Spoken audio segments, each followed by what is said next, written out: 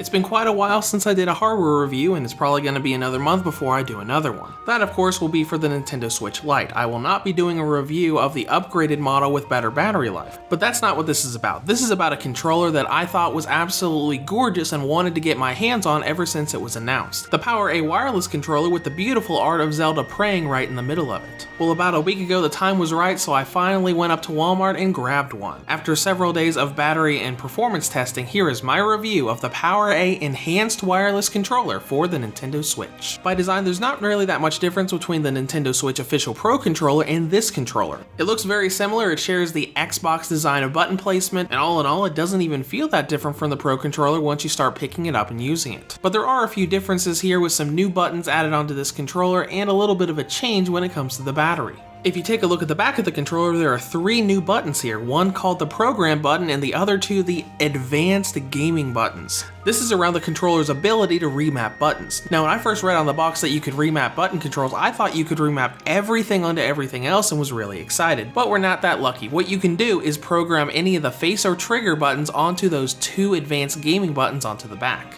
This does not disable those buttons you remap, it just makes those Advanced Gaming buttons secondary buttons for whatever you want to put it on. It is nice and convenient to have this option here, but it feels like it's for very specific situations. Obviously, you're going to have to use fingers that are normally wrapped around the grip of the controller to use these buttons. And the only situation I really feel would benefit from this are people who don't put 4 fingers over all 4 triggers when they're holding their controllers. Now, I do fall into this category. I never really learned or got into the habit of hovering 4 fingers over the 4 triggers. I hover my index fingers over each side and just use those for whenever I need triggers. I don't really ever use my middle fingers when I'm playing games. So in this situation, you could remap the triggers you don't use very often or your index fingers aren't hovering over for those Advanced Gaming buttons.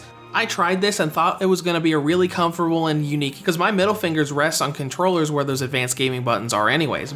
But even after several days and several hours of attempting to adjust to it, I honestly just gave up and went back to the way I did it before. It's certainly useful, but it just feels so awkward. The other change is probably the much bigger one. There is no rechargeable battery in this controller. There's a little compartment that comes off on the back, and just like the original Xbox One controller, it runs off of AA batteries. Thankfully, the controller does come with 2 Energizer batteries, so you don't have to buy batteries separately to use the controller for the first time. But unlike the Xbox One controller, this doesn't have a USB port, so you can't use it wired when you don't have any batteries on hand. You have to use AA batteries and you can't use the controller any other way. And now let's talk about some in-game features that it does and doesn't have. The PowerA wireless controller has built-in motion controls for all games that use gyro, but it doesn't support HD Rumble or Amiibo scanning.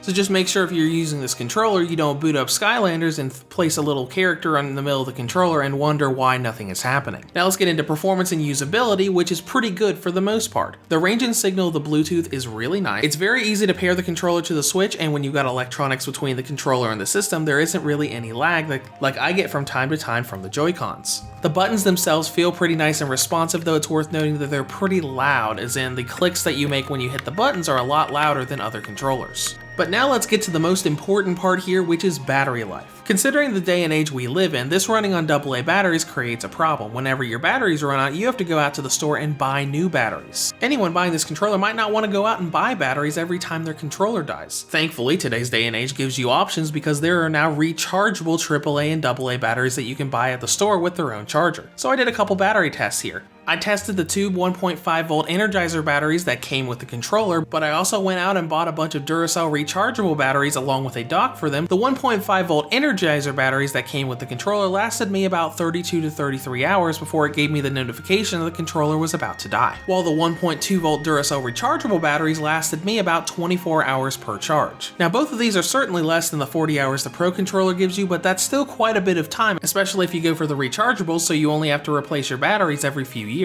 Now in conclusion, this is a beautiful Zelda-themed controller that has most of the same options and capabilities as the Nintendo Switch Pro controller, but for a smaller price. Now the downside, it uses AA batteries instead of rechargeables, has no USB port for wire communication, and doesn't have options for HD Rumble or Amiibo support. But if you're willing to go the route of buying batteries every so often or just getting a set of rechargeable ones and really love Zelda, this is a very pretty and responsive controller for your Nintendo Switch. If you have any comments or questions, feel free to leave them below. Thanks for watching and have a great day.